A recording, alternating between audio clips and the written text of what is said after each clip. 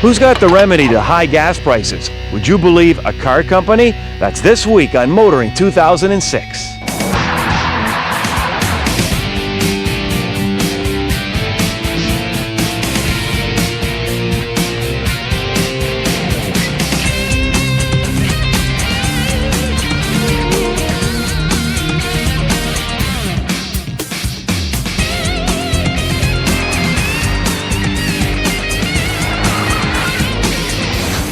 TSN's Motoring 2006 is brought to you by the new Q from Quaker State. Unleash all your horses. You know, with gas prices skyrocketing and consumers conserving and driving less, you'd think that would be a bad situation for anyone in the business of building vehicles. Well, maybe not. You see, the fastest growing car company in the world cannot believe its good fortune or timing. That company is Kia. And this week we're in the beautiful northeastern part of Quebec to check out what Kia believes is the answer to those gasoline headaches, the new and improved Kia Rio.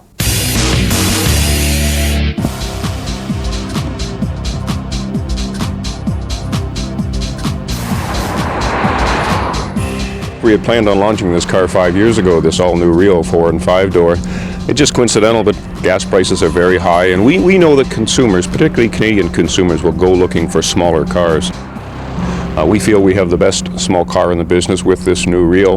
We have a car that's 20% more fuel efficient than the car it replaces, so we have a home run here, and with the market conditions the way they are, we feel we're going to get shopped more than ever before. The Rio represents a significant business for Kia Canada. As you know, we're a young company, so it is very important for us to establish a very strong foundation with our small vehicle. And once people find out how good this vehicle is, it's much easier for us to put these people into bigger cars, thereby establishing a more strong foundation for us. Kia's come on very fast. I've been to the company and visited the company in Korea, seen their research facilities. They're as good as anybody in the world has. It's a very well organized company. I don't really see any reason why they shouldn't make it in Canada, and yet others have tried and not made it in Canada. I think they're here to stay. They're making good products, and they have a great future. This vehicle, for us, it's a significant improvement. In fact, the level of product improvement and refinement is, in my opinion, several generations ahead of its normal schedule.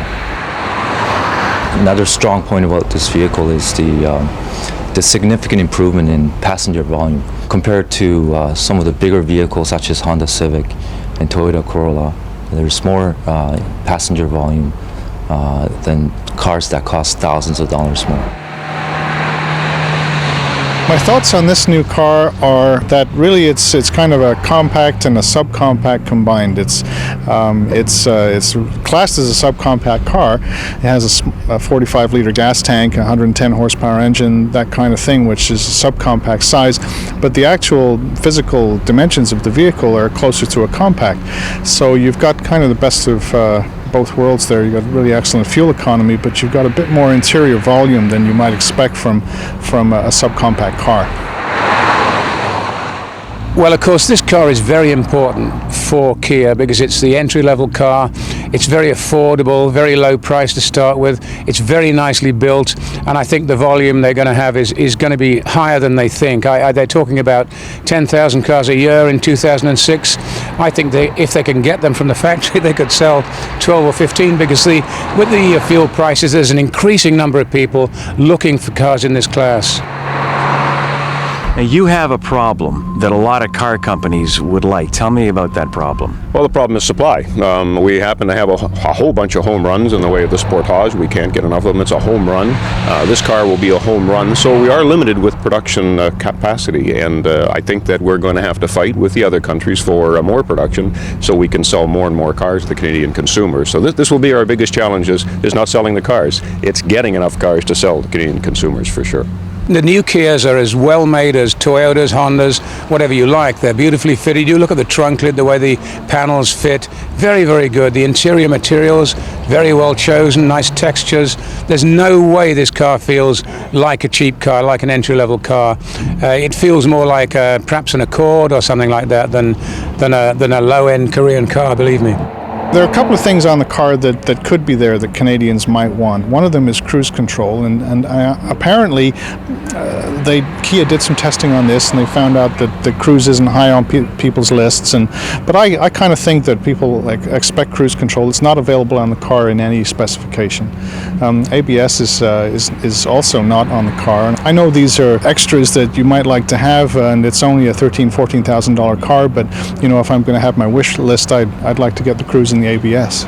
There's very little I'd want on the car. If I was buying one of these, I'd pretty well buy the base car and say, well, hey, I saved a lot of money, got a nice car, it runs really well, and it's comfortable. Why pay more?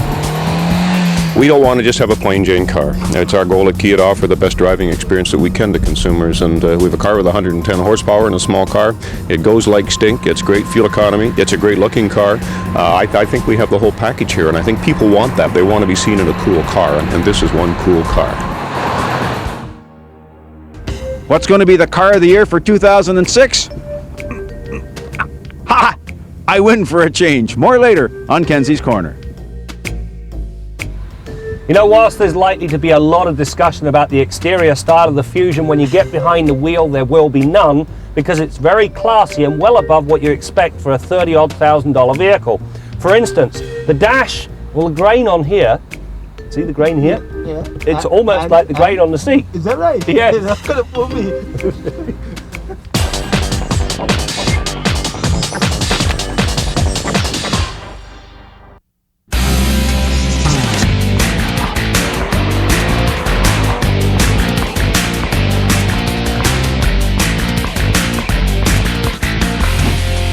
After years of neglecting its passenger car portfolio, Ford is back in the family car business. This week on Test Drive, the all-new Fusion.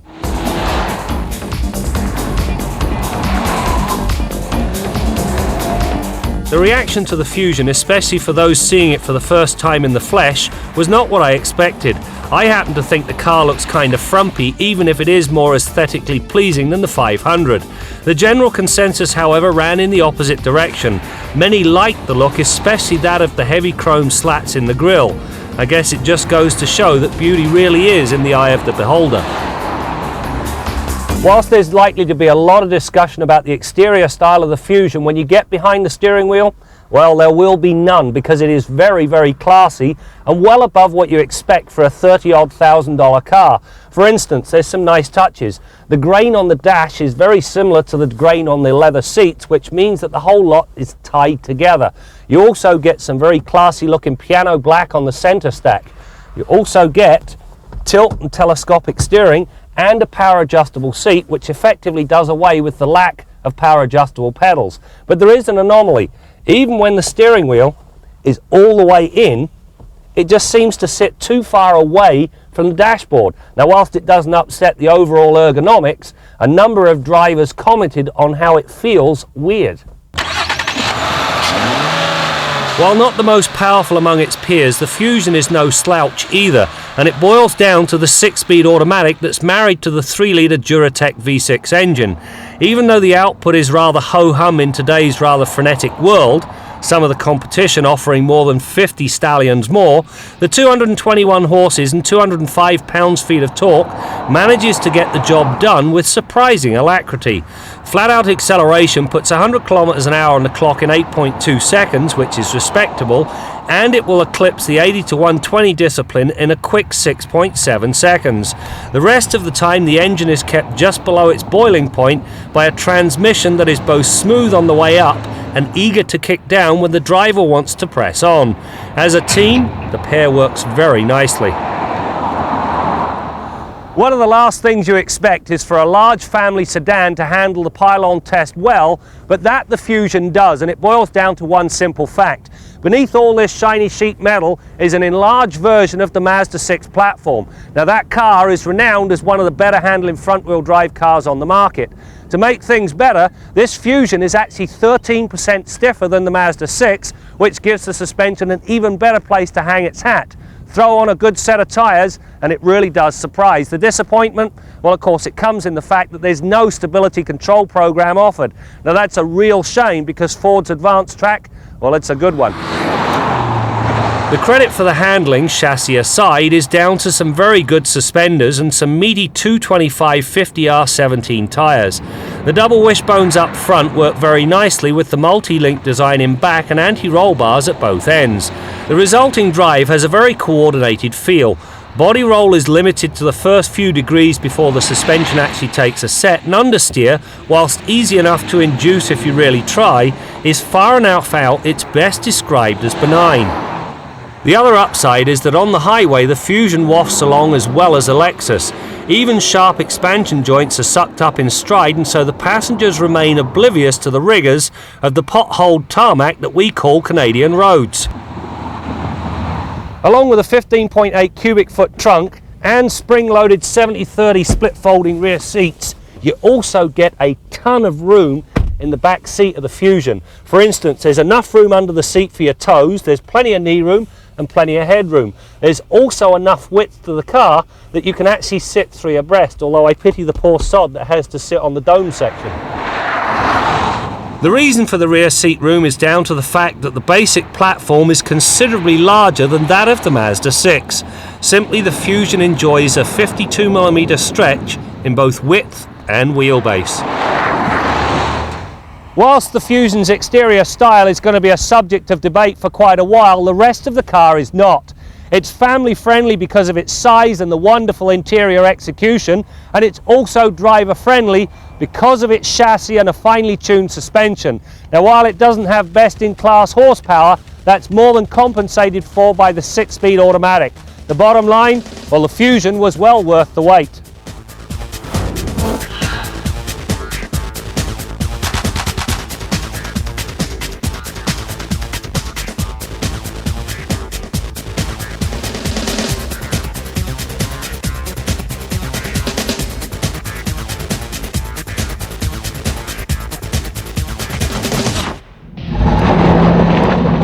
Device is hidden in your vehicle and it uses cellular technology, so that's a little bit different than GPS in that it's really focused on stolen vehicle recovery.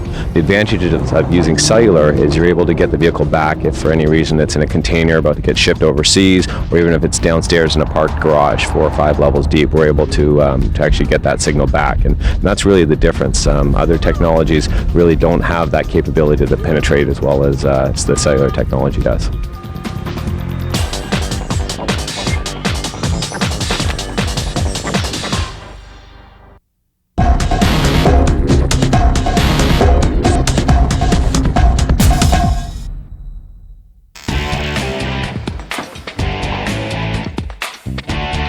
Ladies and gentlemen, from the mind of Tim Fluke of Belleville, Michigan, the Hemi snowblower.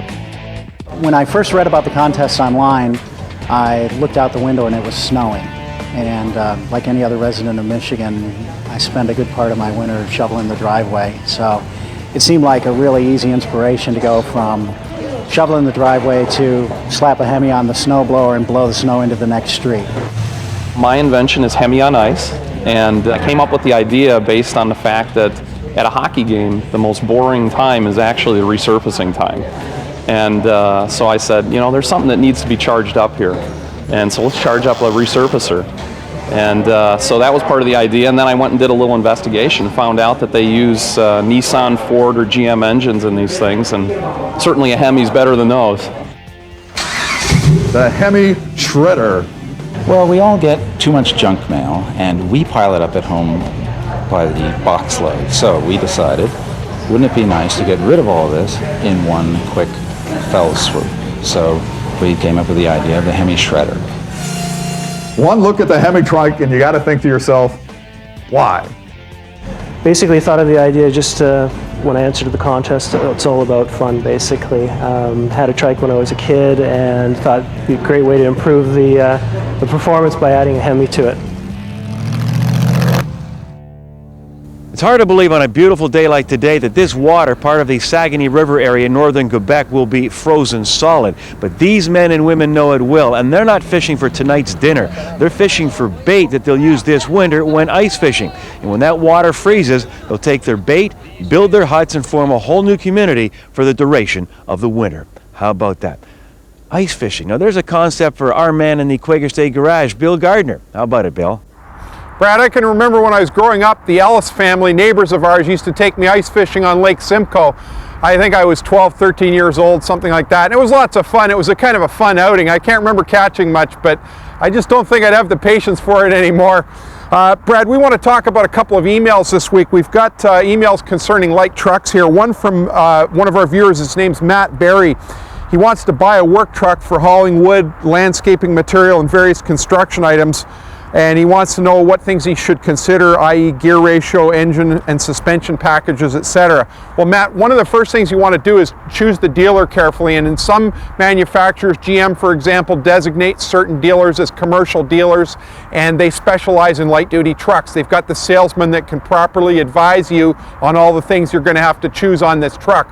One thing you want to keep in mind, obviously, if I see the word landscaping in here, it's likely going to be a four-wheel drive chassis because you're likely going to want to plow snow, and there'll be some limited off-road capability required on a truck like that.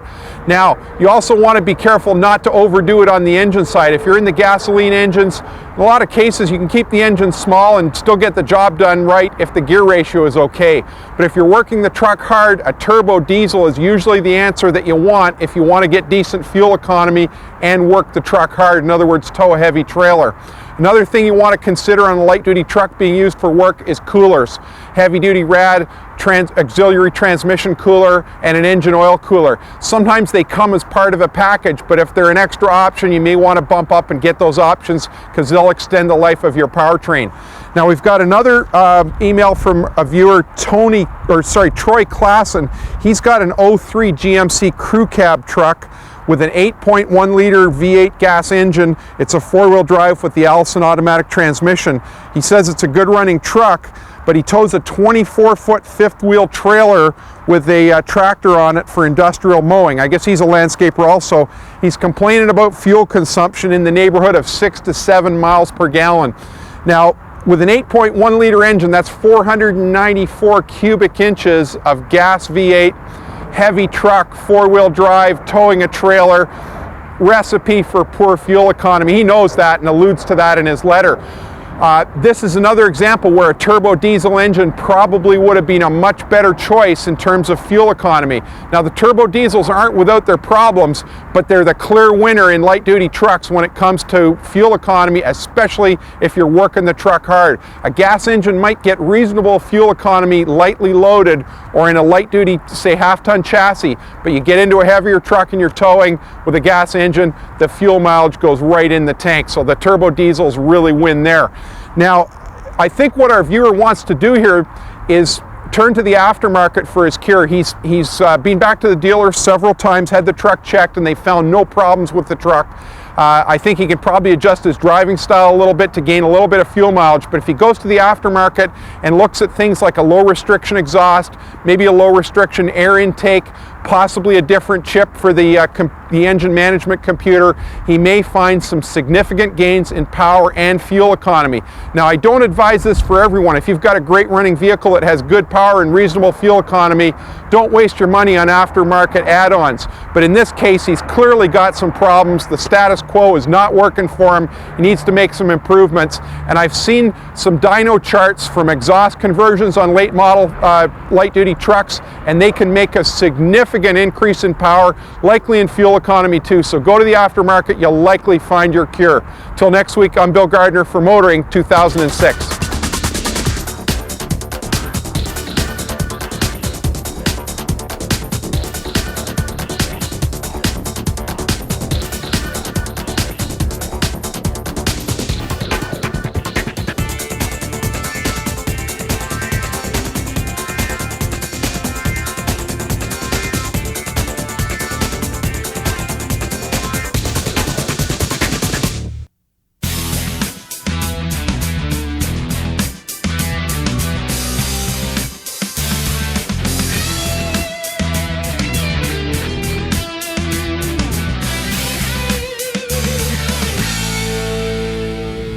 There are cars of the year, and then there are cards of the year. Just about every car magazine and television show picks their own. Now, of course, at Motoring, we pick a car of the year. Well, Brad and Graham pick a car of the year, and they usually get it wrong. But last year, they got it right. It was obvious the Chrysler 300 was the clear candidate, the clear winner. Now, the Automobile Journalists Association of Canada is an organization consisting of journalists from across the country in print media, web media, broadcasting, and we come to this location here, Shannonville Motorsport Park. We test all the brand new cars for the new year, and we try and pick the winners in various categories, and then an overall champion. The trouble this year, there is no obvious contender. Now, I happen to be walking through the performance car category here. We've got a Chevy Cobalt Supercharged, we've got the new Mazda MX-5, we've got a Pontiac GTP, and don't think that a Pontiac isn't a performance car. That's a pretty good piece of work. And one car that's not here, unfortunately, because they were both out on test, a 505 horsepower Corvette. Now, if that's not a candidate for car of the year, I don't know what is. Then again, it's a very low production car. Is that the sort of thing that should be the best car for the year? We don't know. The other thing that's really intriguing about all this is, a few years ago, you surely wouldn't have considered that a Korean car could be the best car of the whole new year, but the new Sonata, that's a pretty nice piece, and it's going to get some serious consideration. The new Honda Civic, it's entered in 3 separate categories: as a performance car for the SI, as an economy sedan, which is where it sells most of its cars, and also as a hybrid, and it's very impressive in all 3 categories. Could it be the overall winner? I don't know. And then there's something like the Pontiac Solstice. It's certainly pretty, but boy, that trunk, that's a pretty weird trunk, and on the track, in the wet weather, it wasn't so good. So the question is, what's going to be overall car of the year? Well, just like Brad and Graham, this year, I don't have any idea. I'm Jim Kenzie. Let's face it, whether we like it or not, high gas prices are here to stay. And you know, that's not good news for people who must rely on larger vehicles to make a living. But I've also believed there's a silver lining in these high prices, because maybe now, like Europeans, North Americans will start driving smaller cars, which brings us to the Kia Rio. I mean, the timing couldn't be better. I mean, here's a company offering a brand new vehicle for about $14,000, a 5-year warranty. It looks great, it drives great. What's there not to like? And as Bill Porter from Kia said earlier, their biggest problem will be getting the supply to meet the demand. And what car company wouldn't want those kinds of problems? That's it for now. We'll see you next time out as we continue to bring you more stories about cars and the people who drive them. I'd like to see more Suzuki vehicles engineered by Suzuki, like the Rio and like the new Grand Vitara, as opposed to rebadged Daewoo products. TSN's Motoring 2006 has been brought to you by the new Q from Quaker State. Unleash all your horses.